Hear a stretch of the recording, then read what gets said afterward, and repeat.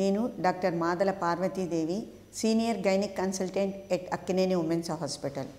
ఈరోజు మీకు సీనియర్ సిటిజన్స్లో వచ్చే సమస్యలు, వాటి యొక్క స్క్రీనింగ్ అండ్ నివారణ గురించి మనం మాట్లాడుకుందాం. సీనియర్ సిటిజన్స్ పాపులేషను ప్రస్తుతం చాలా ఎక్కువగా ఉన్నది. ఇంతవరకు ఈ సంవత్సరం 2023లో 8.6 to 8.9 దాకా ఉన్న పాపులేషన్ స్టాటిస్టిక్స్ 2030కి వచ్చేటప్పటికి 17.5% ఆక్యుపై అవుతుంది. ప్రతి కుటుంబంలోనూ ఒక సీనియర్ మెంబర్, సీనియర్ అంటే అబోవ్ 50 years, సూపర్ సీనియర్స్ అంటే అబోవ్ 80 years. వీరి శాతం చాలా ఎక్కువగా ఉండటం వల్ల వీరి ఆరోగ్యంలో ఏదైనా ప్రాబ్లమ్స్ వచ్చినప్పుడు కుటుంబం మొత్తం మీద భారం పడుతుంది. అలానే కాకుండా హెల్దీ ఏజింగ్ అంటే ఆరోగ్యంగా ఉండాలి. ఎంతకాలం బ్రతికామని కదా, ఆరోగ్యంగా ఉండాలి. ఆరోగ్యం ద్వారా మనం ఒకరికి సమస్య కాకూడదు, మనకు మనం సమస్య కాకూడదు. ఇచ్చిన జీవితకాలాన్ని ఆనందంగా ఆస్వాదించండి. దీనికోసం ఇప్పటిదాకా ఈ ఏజ్ గ్రూప్ వాళ్ళకి చికిత్సలు చాలా లిమిటెడ్గా ఉన్నాయి. ఎందుకంటే అప్పటిదాకా కాలంలో బ్రతికి ఉండే నిష్పత్తి తక్కువగా ఉండటం వల్ల ఫోకసింగ్ చాలా తక్కువగా ఉంది ఆ ఏజ్ మీద. నేను 45 years వరకు ఆబ్స్టిషియన్ అండ్ గైనకలాజికల్ ప్రాక్టీస్ చేసిన తర్వాత ఈ సమస్య యొక్క తీవ్రతను గమనించి పెద్ద వయసులో ఉన్నవారు పడుతున్న బాధలు, అవగాహన లోపం, వీటిని గమనించి నేను ప్రస్తుతం మెనోపాజ్ క్లినిక్ని రన్ చేస్తున్నాను. అక్కినేని ఉమెన్స్ హాస్పిటల్లో నేను సీనియర్ సిటిజన్స్ని మాత్రమే చూస్తాను. ఈ క్లినిక్ యొక్క ముఖ్య ఉద్దేశం వీరి అందరికీ నివారణ, తీసుకోవాల్సిన జాగ్రత్తలు గురించి తెలియచెప్పటం, అవేర్నెస్ క్రియేట్ చేయటం. సపోజ్ వాళ్ళకి ఈ సమస్య వస్తే కనుక వాళ్ళ ఆ సమస్యను ఎలా ఎదుర్కోవాలి, ఉన్న ప్రాబ్లమ్ని ఎలా మినిమైజ్ చేసుకోవచ్చు అనేది నా ముఖ్య ఉద్దేశం. ఇది చాలా ఎక్కువ టైము వాళ్ళకి గడపవలసి వస్తుంది. వాళ్ళ దగ్గర నుంచి సమస్యని తీసుకురావటం కానీ, వాళ్ళకి నివారణ చెప్పటం కానీ, వాళ్ళు అర్థం చేసుకునే కెపాసిటీ కోసం చాలా కాలాన్ని వెచ్చించవలసి వస్తుంది. కానీ మేము అందుకు సిద్ధంగా వాళ్ళకి ఎంతవరకు ఉపయోగపడతామో అంతవరకు చేయటానికి మా మెనోపాజ్ క్లినిక్లో పూర్తి టైము ఆ ఏజ్ గ్రూప్ వాళ్ళకి ఇచ్చేస్తున్నాం. ఆ ఏజ్ గ్రూప్లో వచ్చే ముఖ్య సమస్యలు ఏమిటి? మెనోపాజ్ మొదలయ్యే టైంలో వేడి ఆవిర్లు, హాట్ ఫ్లాషెస్ అంటాం. 80% పీపుల్లో ఇది ఉంటుంది స్త్రీలలో. ఇది ఈస్ట్రోజన్ హార్మోన్ తగ్గిపోవటం వల్ల ప్రతి స్త్రీ ఎదుర్కొనే సమస్య. దీన్ని కొన్ని మార్పులతోటి, కొంత మందులతోటి చాలా వరకు నివారణ చేయొచ్చు.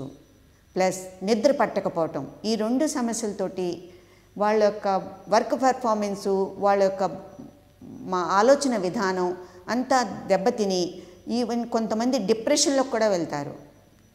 దీనికి నివారణ చాలా త్వరితగతిని, చాలా సులభంగా పొందవచ్చు. నెక్స్ట్, హార్ట్ డిసీజెస్, గుండె జబ్బులు, బ్రెయిన్ స్ట్రోకు మగవారి కన్నా ఆడవారిలో ఈ మెనోపాజ్ వచ్చే వరకు చాలా తక్కువ నిష్పత్తి ఉంటుంది.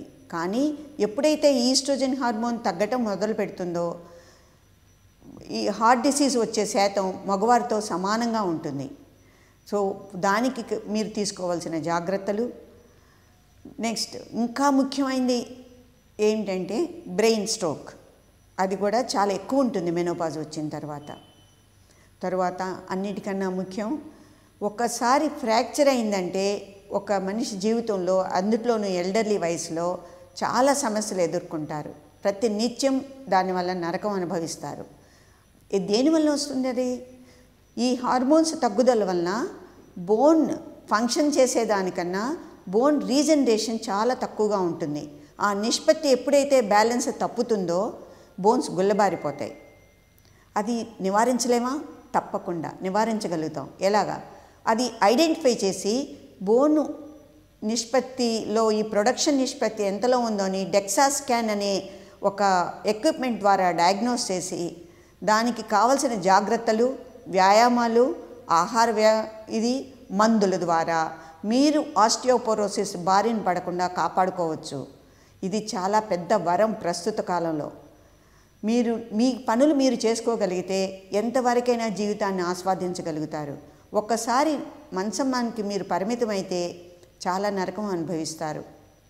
నెక్స్ట్ ఇంకా వచ్చే సమస్యలు యూరినరీ ప్రాబ్లమ్స్, ఈ ఈస్ట్రోజన్ హార్మోను తగ్గిపోవటం వల్ల, వయసు రావటం వల్ల బ్లాడర్ మజిల్ యొక్క పటుత్వం తగ్గిపోయి ఎక్కువసార్లు వెళ్ళటం, దగ్గినా తుమ్మినా యూరిన్ లీక్ అవ్వటం, ఇది చాలా పెద్ద సమస్య. అలా యూరిన్ లీక్ అయినప్పుడు మీరు సోషల్ యాక్టివిటీస్కి, ఫంక్షన్స్కి వెళ్ళటానికి ఇష్టపడరు. మీకు మీరు ఒక రూమ్కి పరిమితం అయిపోతారు. దానివల్ల మానసిక ఆందోళన, డిప్రెషను వస్తుంది. ఇది కాకుండా ముఖ్యమైన ఒక బద్ధ శత్రువు, పెనుభూతం క్యాన్సర్. ఈ వయసులో క్యాన్సర్ రోగం వచ్చే అవకాశం చాలా ఎక్కువ. సో క్యాన్సర్ స్క్రీనింగ్ మా ప్రయారిటీ. క్యాన్సర్ వస్తుందా రాదా అనేది కొన్ని టెస్టుల వల్ల మనం ఐడెంటిఫై చేసి సపోజ్ క్యాన్సర్ వచ్చేటటువంటి దానికి నివారణ చెప్తాము. ఇంతేకాకుండా ప్రస్తుత కాలంలో మతిమరుపు, డిమెన్షియా, అల్జీమర్స్ వ్యాధి రోగగ్రస్తులు ఎక్కువ అవుతున్నారు.